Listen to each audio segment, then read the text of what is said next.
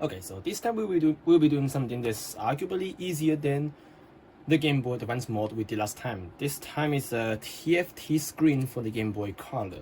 As for the brand, well, to be honest, there's a lot of different brands making the TFT screens, and don't really matter. They are all pretty much the same. Smaller than standard screen. This is a standard Game Boy Color screen. This is the TFT screen. Smaller, yes, but it is relatively easy to install without any modification and fits in the original shell. So let's get started.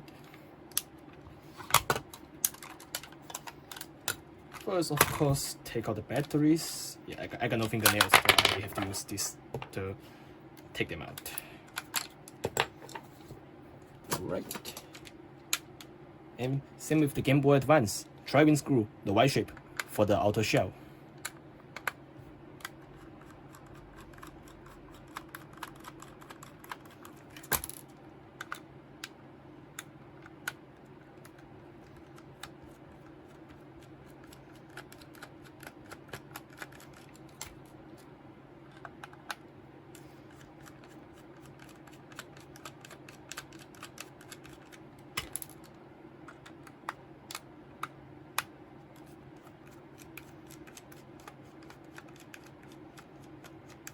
Game Boy Colors are a lot easier to take apart compared to Advance. There's only 6 screws to worry about, and they're all big ones. There's no small hidden ones in the battery compartment. They're still big driving screws. Just pop them out. And the OEM screws are pretty sturdy, so there's very slight chance of steeping them.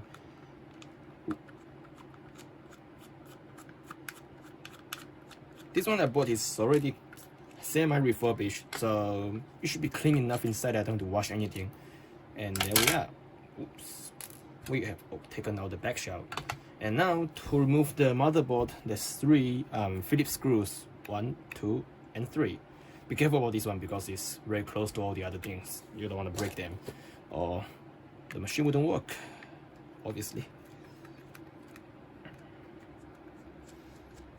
Yes, take it out.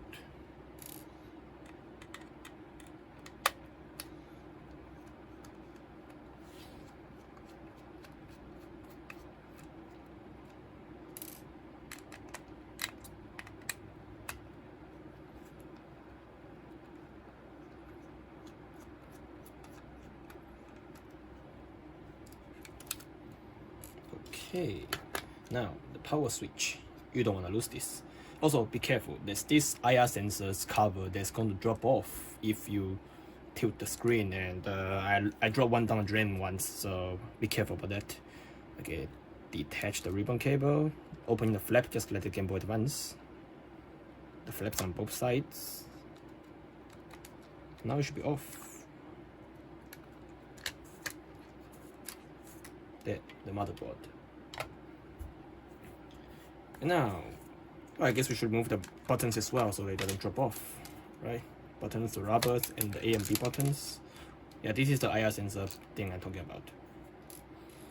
Alright, the start and select, they are rubbers. Now, as for the original screen, same as the Advance. Gently twist the shell until you hear the pop. Then you can either pull it off roughly or use a tool to pry it off. Don't worry about breaking it. Like I say, you're not gonna use it anyway, and they are pretty sturdy, to be honest. You don't have to worry about breaking those. And yeah, this is pretty much it.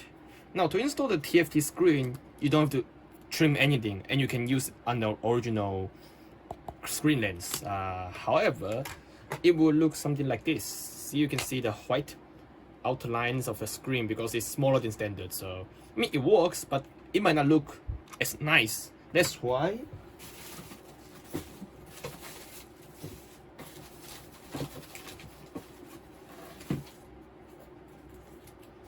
we're gonna need the smaller screens. They have thicker bezels. I mean, the screen size is the same as the OEM, but the bezels are thicker, so it will hide the white outlines. It's entirely optional, by the way. And the reason I didn't do it to these machines because this is just in such a good condition. I don't want to do anything to the shell, but yeah, I'm gonna demonstrate this time. Now the one that when I bought the kit, they included the screen. Sometimes they won't, depending on where you live. And the one, because I live in Japan, I guess, so they included the unbranded screens. You can buy branded ones from shops such as Handheld Legend. Yes. Right, so same with the Advance, pop it off. It's plastic, by the way, so don't worry. There we go. Now, because this is a refurbished machine, so there wasn't as many sticky parts bits left, and there's no dust. To install the kit, they included obviously double-sided 3M tapes, but I would think the factory tapes are good enough. Now, I already put my screen together long ago because this was taken off of my other machines. Basically, the screen will come in the screen, the main PCB. You connect the screen to the PCB, and you fold it like this. You connect this and the touch sensor. Now I put some tape on the touch sensor so it will stay on the shelf, but it's entirely optional.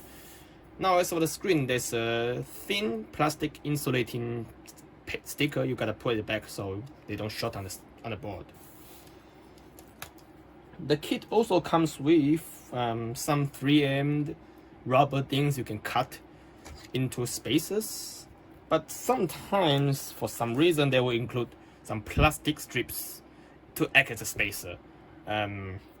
They work, not the most ideal ones. I recently found out there's spacers for this kit on this website called Handheld Legend, but I didn't buy it, so I'm just gonna use the spacers they included. Now remember, the right side is thinner than the left side, so I guess I'll use the plastic spacer on the right side. Just put it in there. Yeah, that should hold it in place. Well, the screen is not gonna move around, but just in case it moves around,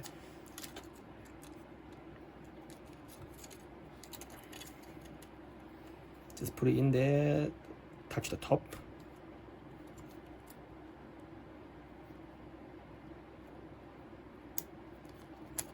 Now, I would recommend push against the spacers for the most optimal in the middle position, I guess. But to be honest, the screen is so small, it's smaller than the hole, so it doesn't really matter if you put it off center, just it doesn't look nice in my opinion. And there we go. The original tape still holding up pretty good. Now as for the other side, if you have the 3M rubber things they included, you can just cut it into the shape and stick it in there. Now personally, I feel like adding something at the bottom as well to prevent the screen from slipping off, but it's entirely optional, and I think I'm just worrying too much. Yeah, whatever. Yeah, this will do. Yeah. Now when you install, it should look like this. You fold it sideways and then upwards. Now for the touch sensor, I put some tapes on the touch sensor, and now just what is too thin for my fingers. And now just push it into the top of the shell like this.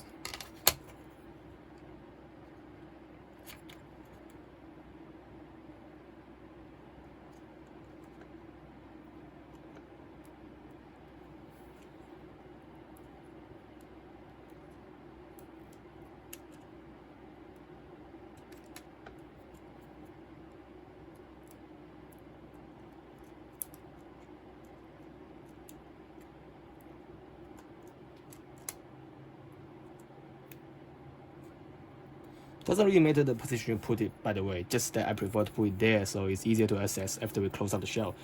Because this is not a clear shell, so you're not gonna see where the touch sensor is after we put it together. Alright, and now this should be it. One of the suggested methods is to, unlike our previous build, actually put in the screen lens first and adjust the screen so that you don't see the white sides at all. And it seems we are good to go now. Hold it in place because it's flappy. Now obviously you're gonna put in the buttons first before you put the motherboard back, and because the buttons are popping out, so I suggest use something beneath it when you put it together, so that the buttons don't push against the table surface. Put in the start and select buttons, the A and B,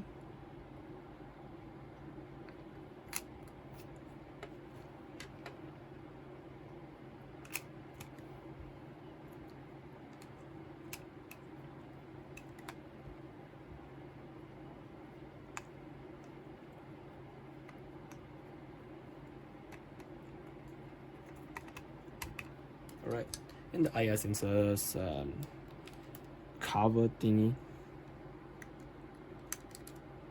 So I always put it on the wrong side. There we go.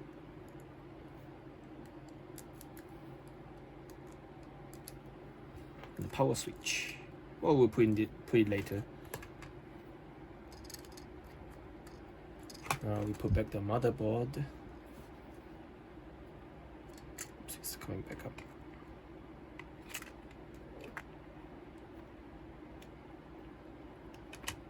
No. Yeah.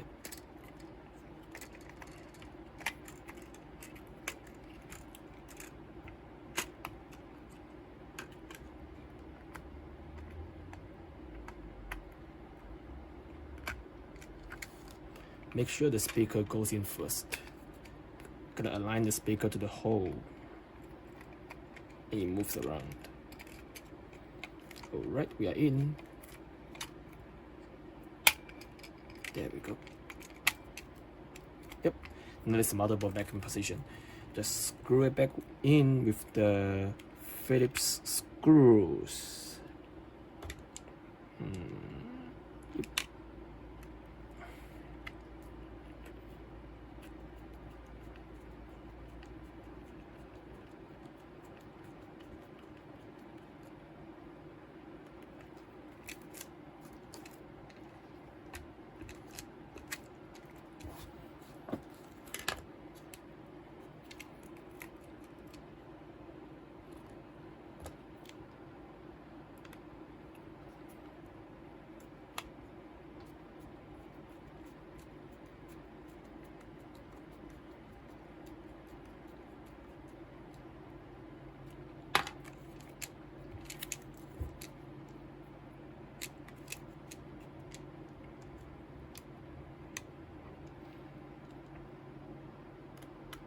Now, if you are using a relatively beat up on unfurbished machine, sometimes the screws might be a bit rusted or steeped, maybe even. I would suggest when you disassemble these 3 screws, get a feeling of which ones feels more sturdy, and when you are putting them back together, use the more sturdy ones for this side, because in case the screws actually get stuck, you can use some pliers to turn the screws carefully, but this one is gonna be a pain to do it, so make sure the screws used for this is of a better quality compared to the other 2 sides. This is just a side note from experience. Now we connect the ribbon cable. I know if you connect the ribbon cable before screwing in the motherboard, it might be easier, but man, just all those folds we did is gonna be moving around a lot, so screw the motherboard in to hold everything in place before we do the ribbon cable. Now, same as before, lock the 2 flaps at the side. Yep. And sometimes when you push in the left side, the right side will pop up again, so check it. Make sure they're all connected, tightly secured. Alright. Now we're ready to close the thing. Oh, power switch, yes. Alright, now we're ready to close everything up. That took us about, what, less than 30 minutes? Yeah. Like I said, this is one of the easier mods, and I think many people suggest that if you're new to Game Boy modding, start with a Game Boy Color. Although I would kind of disagree, because GBA is in the end very modern, I would say. Driving screw for the outer shell, same as before. Well, just a personal habit of mine to hold it tightly when you screw it in, so that there will be less, better fitments.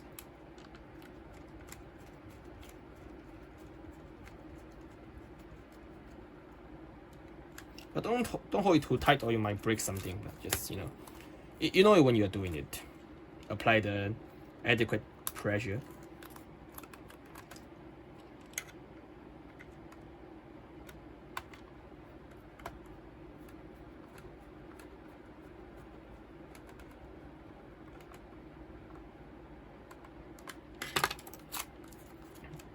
This is a really superbly refurbished machine.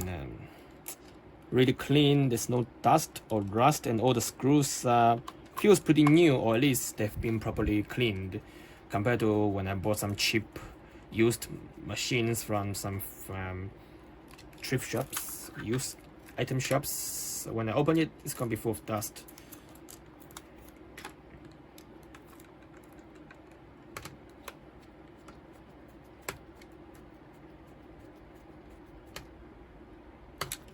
Right, 2 more in the battery compartment. Now be careful, you don't want to drop the screws into the holes the side, and you have to unscrew everything just to get them back. Put it in place. Oops. And this is kind of nerve-wracking, to be honest. Alright.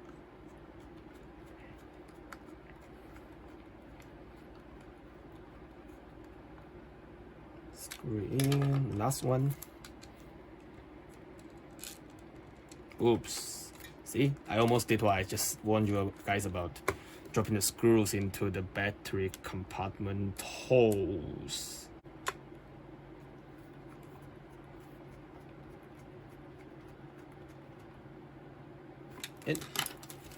And we are done.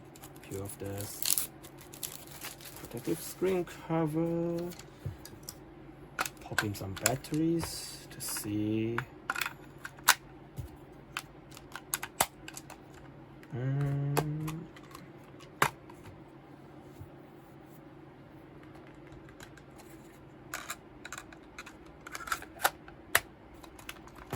Okay.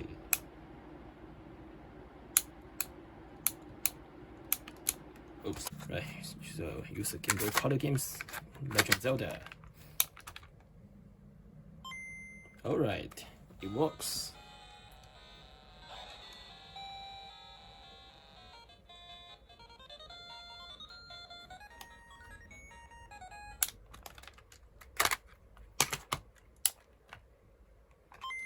And the touch sensor, remember, we put it here. Tap it to cycle through different brightness levels. Now, obviously, this is a lot smaller than the original screen, which is, you can see on the left. It's the Sakura Wars Special Edition Game Boy Color. I changed the screen lens because it was very scratched, but that's my point. And you see, it's a lot smaller than the smaller than the original screen, but it have the advantage of being backlit and relatively easy and painless to install. As we can see, it took us less than 30 minutes to put it all together. And now there are other options for the Game Boy Color screens. Now there are many other options for Game Boy Color's IPS.